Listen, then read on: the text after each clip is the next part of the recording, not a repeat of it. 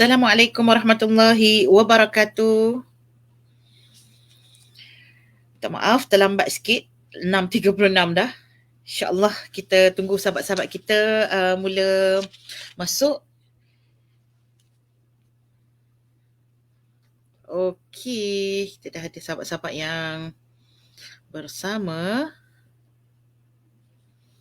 Kak Zaini.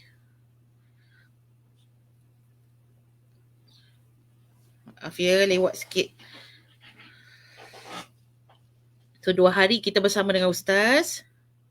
InsyaAllah kita akan hari ni saya mengisi hari ni tadabbur juzuk ke-15. So malam tadi kita dah baca doa kunut, insyaAllah. Bersama Huda Quran Special Ramadan. Boleh share dahulu 2 surah hari ni dalam juzuk ke-15.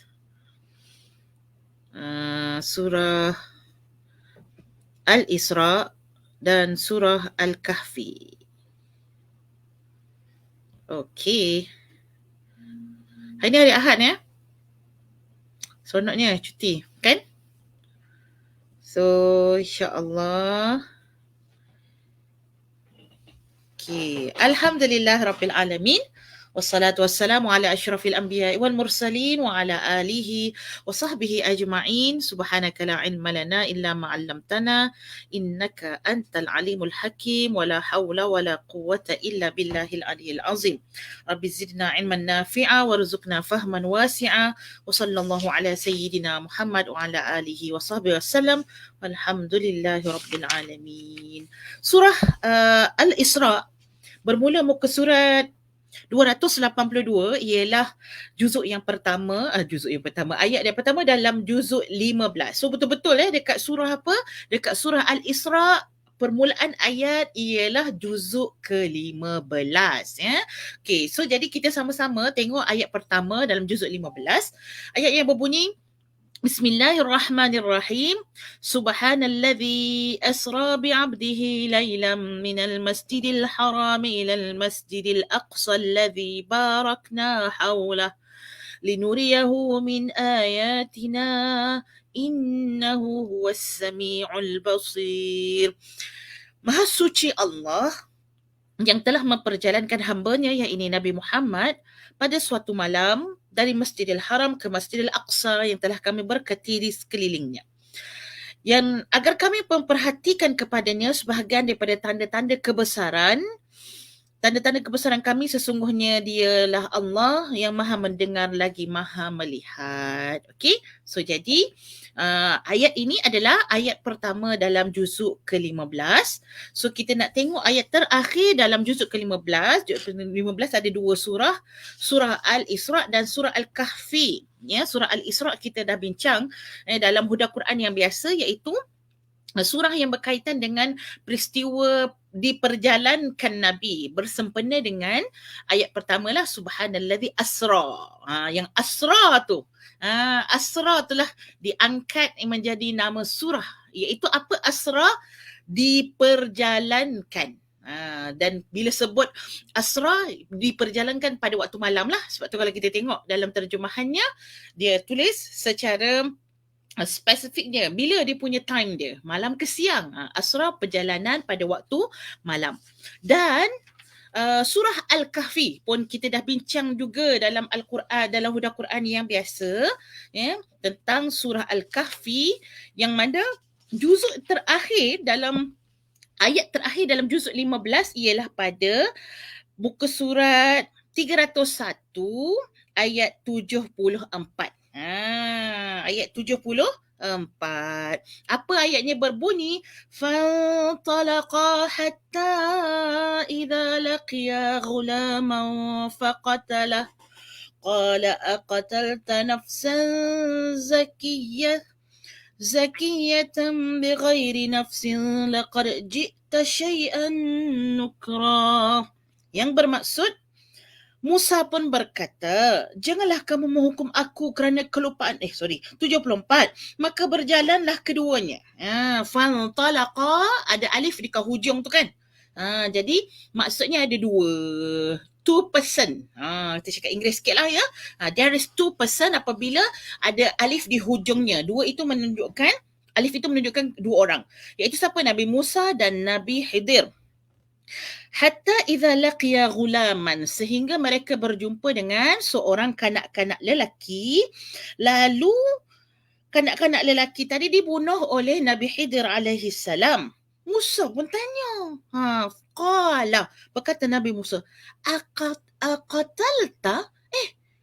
Awak hampai pula, awak hampi bunuh budak yang tak ada dosa ni, kan? Apa salah budak ni hampi bunuh dia? Bighairi nafsin. Kan? Tak ada sebab. Laqad ji'ta syai'an nukra. Sesungguhnya kau telah melakukan suatu perkara yang mungkar. Rupanya kita sebut mungkar. Mungkar ini asal perkataannya nakara. Iaitu perkara yang mengingkari perintah Allah. Orang Melayu pun sebut engkar juga kan. Jadi engkar ni maksudnya yang tidak taat kepada perintah Allah. Kata Nabi Musa, kau dah bunuh seorang yang tak ada sebab. Maka kau telah buat satu kesalahan yang tak patut macam tu, kata Nabi Musa. Hari ni ada lalat nak bersama dengan Huda Quran kita, ya.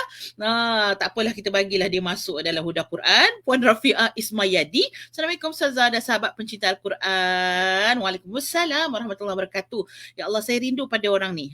Siapa dia? Kak B Kasim. Hai Kak Rabiah.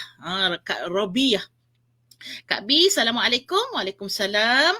Dan sahabat SPI, semoga sihat pagi ni. Ya, sihat. Alhamdulillah, syukur. Aminah Yusof, Puan Aminah. Assalamualaikum dan semoga semua sihat. Terima kasih Puan Maizura yang telah tag kawan-kawan. Allah, terima kasih banyak-banyak. Puan Zaim. Ya, terima kasih Kak Hairia. Dan yang pertamanya, iaitu Cikgu Katie yang telah daripada awal lagi bersama dengan kita. Kak T pun ada. Masya Allah, Alhamdulillah Kak T. Selamat puasa. Okey. Habis dah. Ayat 1 sampai ayat 1 surah Al-Isra sampai ayat 74. Surah Al-Kahfi itu adalah juzuk ke-15. So 15 ni adalah juzuk pertengahan, yang mana dalam juzuk ke-15 ni ada pertengahan Al-Quran. Wal yatalattaf. Nampak tak? Dalam juzuk ke-15 tu memang dah pertengahan dah. Lepas tu, dan tengah lagi dalam juzuk 15 tu adalah separuh Al-Quran. Iaitu apa? Wal yatalattaf wala yush'iranna bikum ahada. Jadi perkataan wal yatalattaf tu adalah perkataan separuh Al-Quran. Okey, kita nak bincang dalam surah Al-Isra tentang hidayah. Ya, bukan hidayah nama saya saja kan, tapi hidayah Allah Subhanahu wa taala. Kita boleh melihat tentang hidayah Allah ini pada ayat 9. Ya, ayat 9. Sebab dalam muka surat 283 dalam surah Al-Isra ni, kebanyakannya menceritakan tentang bagaimana Allah Subhanahu wa taala bagi rahmat kepada siapa yang Allah nak. Ya. Yang tak dapat rahmat, Allah akan bagi apa? Sebaliknya, Allah akan beri kesesatan kepada mereka. Kita boleh tengok ayatnya, start daripada ayat 9 tu. Inna hadzal Qur'ana yahdi lillati hiya aqwam wa yubashshirul mu'minina alladhina ya'maluna as-salihati anna lahum ajran kabira. Sesungguhnya Al-Quran itu memberikan petunjuk, iaitu jalan yang lebih lurus, kepada jalan yang lebih lurus, dan memberi kabar, berita gembira kepada orang mukmin yang mengerjakan amal soleh bahawa bagi mereka ada pahala yang besar. Seperti mana juga sahabat-sahabat kita tengok pada ayat 15, muka surat yang sama ayat 15. Man ihtada fa innama yahtadi li nafsihi wa man dhalla fa innama yadhillu 'alayha. Barang siapa yang mengikut hidayah Allah, maka sesungguhnya dia telah membuat keselamatan untuk dirinya sendiri. Dan barang siapa yang sesat, maka sesungguhnya dia akan menanggung kerugian akibat kesesatannya sendiri. Subhanallah. Ayat ini memberikan kepada kita suatu perkara yang mahal, terus sangat mahal dalam kehidupan kita. Tak bernilai ibu-ibu, sahabat-sahabat, dengan sebuah rumah banglo.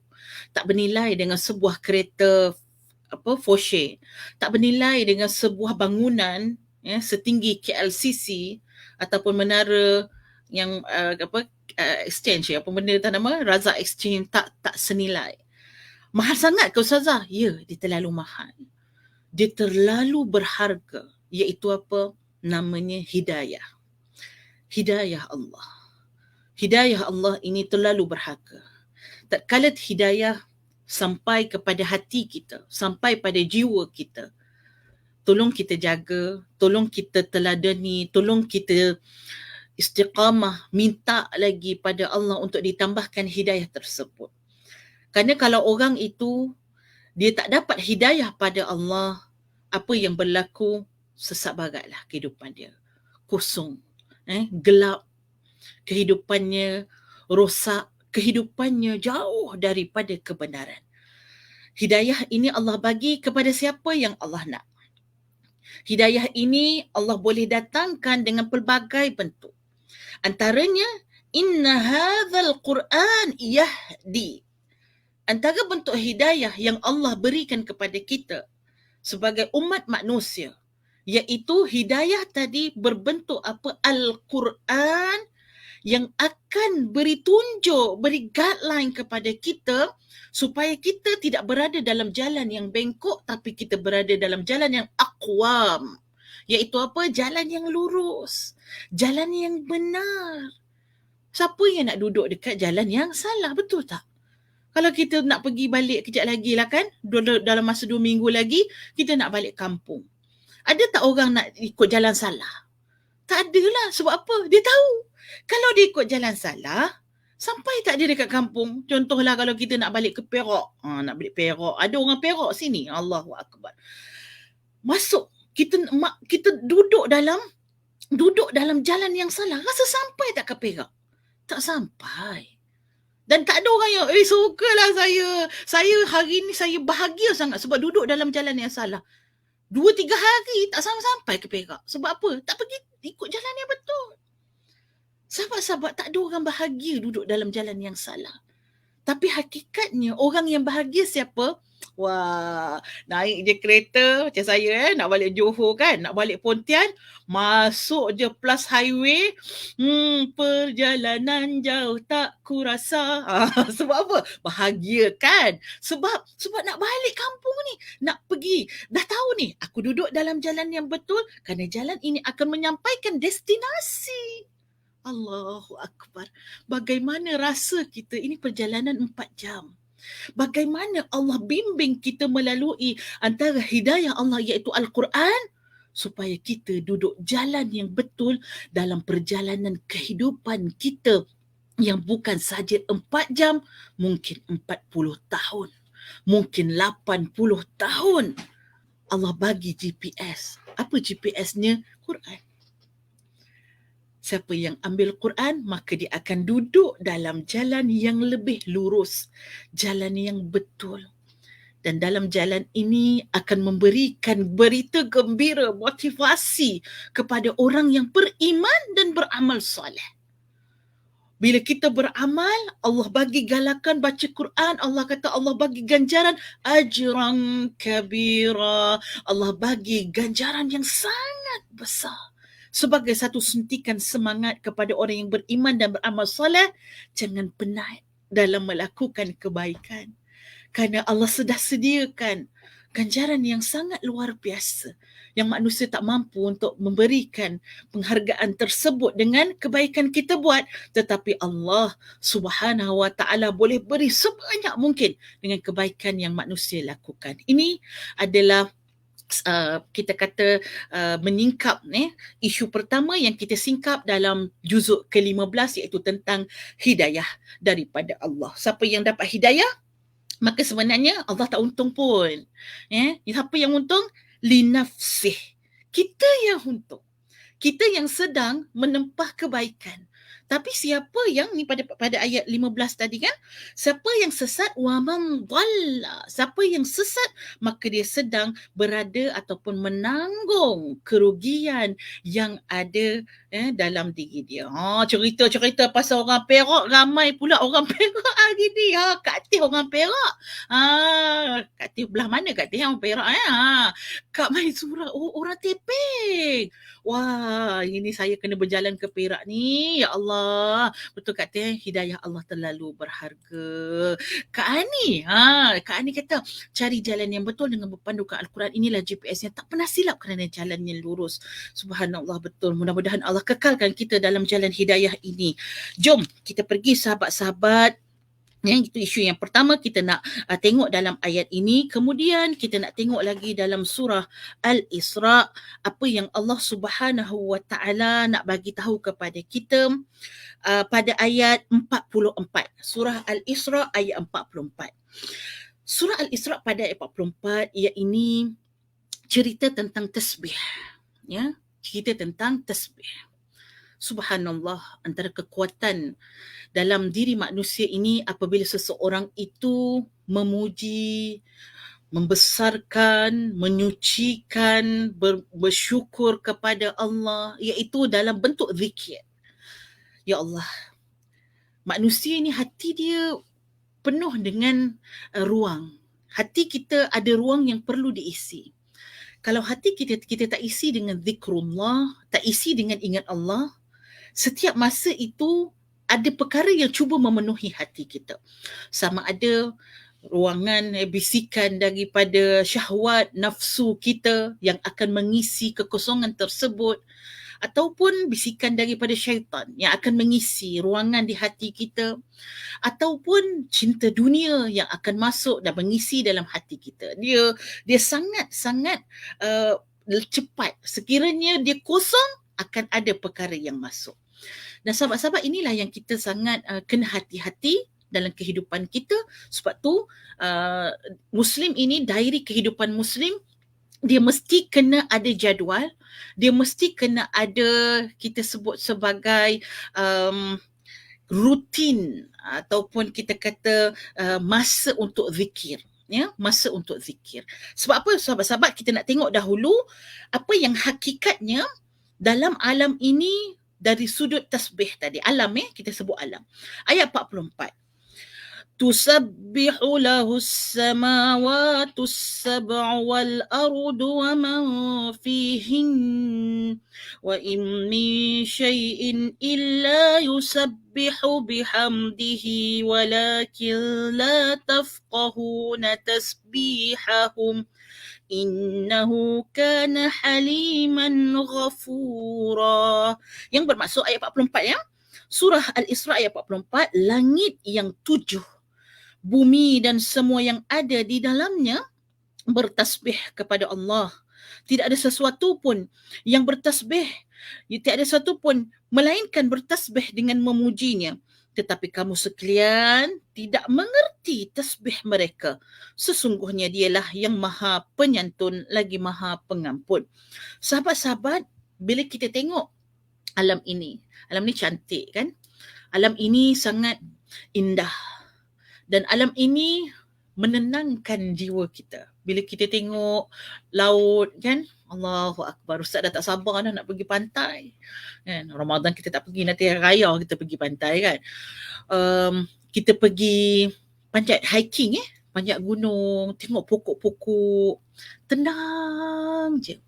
Kita masuk hutan, kita jalan kita masuk hutan tengok tumbuh-tumbuhan, tengok apa yang ada dekat dalam hutan tersebut, tenang. Kita pergi mana lagi? Kita pergi tempat-tempat peranginan kan? Seronok, indah saja, tenang. Boleh kita tanya tak? Kita tanya pada diri kita, kenapa alam ini menenangkan? Kenapa alam ini sangat-sangat memberi ketenteraman kepada manusia? Sahabat-sahabat, ayat ini memberikan kepada kita asbab kenapa alam ini tenang. Sunan ilahiyah. Ustaz kata sunan ilahiyah. Kenapa alam ini tenang? Kenapa alam ini memberikan ketenteraman kepada manusia yang duduk di atas alam ini? Kerana alam ini tidak pernah kosong daripada memuji dan menyucikan Allah Subhanahu wa taala. Kita nak cari ketenangan tersebut tapi kita tak ambil apa yang dilakukan oleh alam ini, iaitu apa? 7 petala langit dan 7 lapisan bumi ini semuanya bertasbih memuji Allah. Dengan bunyi desiran di pantai, bunyi angin yang menyebabkan pokok-pokok bertiup, kita dengar bunyi desiran tersebut, tenang. Itu adalah zikir alam kepada Allah. Pujian alam kepada Allah. Alhamdulillah, Alhamdulillah, Alhamdulillah. Subhanallah, Subhanallah, Subhanallah. Pujian dan penyucian alam kepada Allah, dan akhirnya kita manusia merasa tenang dengan ketenteraman tersebut. Dan sahabat-sahabat, bagaimana manusia yang punya akal ini kalau kita sendiri yang berzikir kepada Allah, kita yang melantunkan kesucian, memuji, menyucikan Allah Subhanallah, iaitu kesucian yang kita bersihkan Allah daripada segala nuksan. Baik, sahabat-sahabat, banyak lagi saya nak sebut tentang tasbih ini, tapi kita ambil yang tu dulu. Jom kita nak tengok kepada isu seterusnya. So kita dah ambil yang pertama tadi ialah hidayah, yang kedua tasbih, ya, tasbih alam ini kepada Allah Subhanahu wa taala. Saya nak ambil pada akhir surah Al-Isra ayat 111. Ayat Al-Isra 111. Kak Nuraini kata, alam begitulah tenang kerana sentiasa memuji dan bertasbih kepada Allah. Terima kasih Puan Maizura, seluruh alam berzikir kepada Allah, tapi hanya sebagai manusia berzikir. Padahal manusia berakal, betul? Patutnya manusia yang kena lebih lagi kan? Sebab manusia ada akal, manusia Allah bagi iman. Alam ini dia tak ada akal, dia tak ada taklif, tapi dia pun berzikir pada Allah. Sahabat-sahabat, kita nak tengok pada ayat 111, surah Al-Isra. Ayat ni ayat siapa yang gelisah, siapa yang rasa serabut, rasa apa lagi, ketakutan, anxiety dan sebagainya, ayat ini mampu untuk mengangkat kegelisahan tersebut. Ayat ini bila kita baca dan rasai apa yang ada dalam ayat ini, dan kita akan merasai bahawa ya Allah, tenangnya, dan kita boleh tidur dengan selesa. Apa ayat ini? Ayat yang disebutkan sebagai a'udzubillahi minasyaitonirrajim, wa qulil hamdulillahilladzi lam yattakhidh waladan wa lam yakul lahu syarikun fil mulk wa lam yakul lahu waliyyun minadh-dhulli wa kabbirhu takbira. Ayat 111, dan katakanlah, waqul maksudnya sebut, katakanlah, alhamdulillah, segala puji bagi Allah, allazi lam yattakhidh walada, iaitu ke atas Allah yang tidak mempunyai anak, walam yakul lahu syarik, dan Allah tidak mempunyai sekutu dalam kerajaannya, iaitu Allah tidak ada punya perkongsi, shareholder dalam memiliki alam ini, dan Allah tidak punya penolong. Walam yakul lahu waliyun. Ada berapa dalam ayat ini? Dalam ayat ini yang pertama Allah sebut tentang apa? Semua yang kamu ada ini menyebabkan kamu kena syukur banyak-banyak pada Allah. Kamu kena syukur. Sebab apa? Sebab apa kita kena bersyukur? Baik, mari sini aku bagi tahu. Aku nak bagi tahu bahawa alam ini punyanya Allah. Alam ini hanya dimiliki oleh pentadbir yang satu, iaitu Allah. Al-wahdaniyatullah. La ilaha illallah. Lillahi ma fis samawati wal ard. Alam ini punya Allah. Tiada Tuhan yang menguruskan alam ini dan dunia ini kecuali Allah. Sahabat-sahabat, bila kita tahu Allah itu satu, apa yang perlu kita buat? Kita perlu cakap Alhamdulillah. Pernah tak kita merasai perkara ini? Kita bercakap Alhamdulillah sebab apa? Alhamdulillah hari ni dapat roti john. Ya Allah, terima kasihlah Kak Teh. Kak Teh selalu bagi saya makanan. Kita akan cakap apa? Alhamdulillah. Kita dapat rezeki macam tu, kita sebut Alhamdulillah. Kita dapat rezeki, contohlah kan, orang bagi kita kelebihan. Alhamdulillah, terima kasih banyak-banyak. Bila kita dapat begitu, baru kita nak sebut Alhamdulillah. Pernah tak kita sebut Alhamdulillah kerana kita punya Allah yang satu? Ya Allah, kita rasa macam, ya Allah, aku tak pernah sebut. Kerana apa? Merasai bahawa, ya Allah, aku punya Allah yang satu. Ini adalah sesuatu yang menenangkan. Kerana apa? Kita nak tengok kenapa Allah itu satu. Dan apa bukti Allah itu satu? Diberikan bahagian ataupun jenis ataupun kita sebut sebagai tiga sudut, iaitu yang pertama, Allah tak ada anak. Yang kedua, Allah tak ada seteru, iaitu Allah tak ada sekutu. Bukan seteru, sekutu. Allah tak ada anak, Allah tak ada sekutu. Yang pertama tadi walada, betul kan? Yang kedua syarik, Allah tak ada syarik. Yang ketiga, Allah tak ada wali. Iaitu wali tu apa? Bukan wali Allah tu, tak. Wali ini maksudnya penolong lah. Allah tak boleh buat kalau seorang-seorang. Jadi Allah kena ada orang yang tolong baru buat. Dah, Allah tak perlu. Bila Allah nak jadikan sesuatu, Allah cakap kun fayakun, terus jadi. Allah tak perlu orang yang menolong. Sahabat-sahabat, ketiga-tiga ini adalah suatu nikmat yang sangat besar. Kalau Allah ada anak, kalau Allah ada syarik, kalau Allah ada wali, pastinya akan berlaku apa? Kucar kacir. Allah nak A, tapi anak Allah nak B pula. Kenapa? Dia Tuhan juga. Jadi bila Tuhan, maksudnya dia boleh applykan sesuatu dengan rasa dia lah, dengan keinginan dia, betul tak? Tapi tak.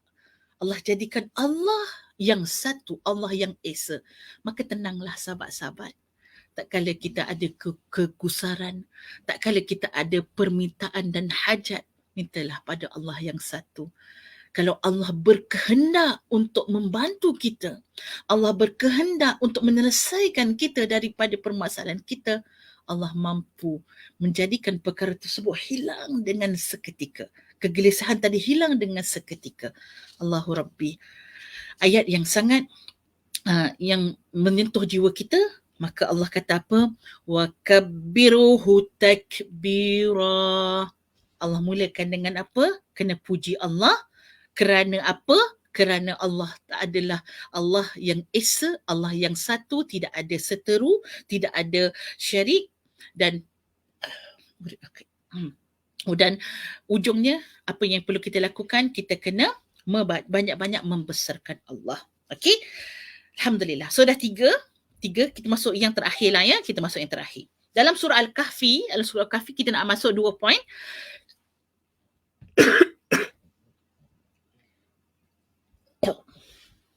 Muntah pula. Okey. So kita ambil satu je lah. Tentang ayat surah Al-Kahfi ayat 7. Okay. A'udzubillahi minasyaitonirrajim. Inna ja'alna ma'alal ardi zinatan laha linabluwahum ayyuhum ahsanu amala. Yang bermaksud, sesungguhnya kami telah menjadikan apa yang ada di bumi ini sebagai perhiasan baginya agar kami memuji mereka siapakah di antara mereka yang terbaik perbuatannya. Ayat ke-8.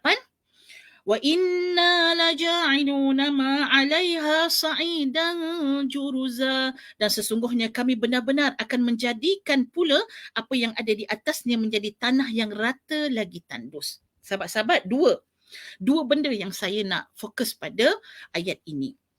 Yang pertama, Allah jadikan bumi ini sebagai zinah. Allah jadikan bumi ini indah.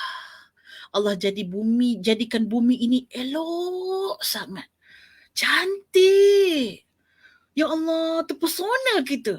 Ya Allah, sebab apa orang suka berjalan? Tanya sahabat-sahabat kita yang suka berjalan ni.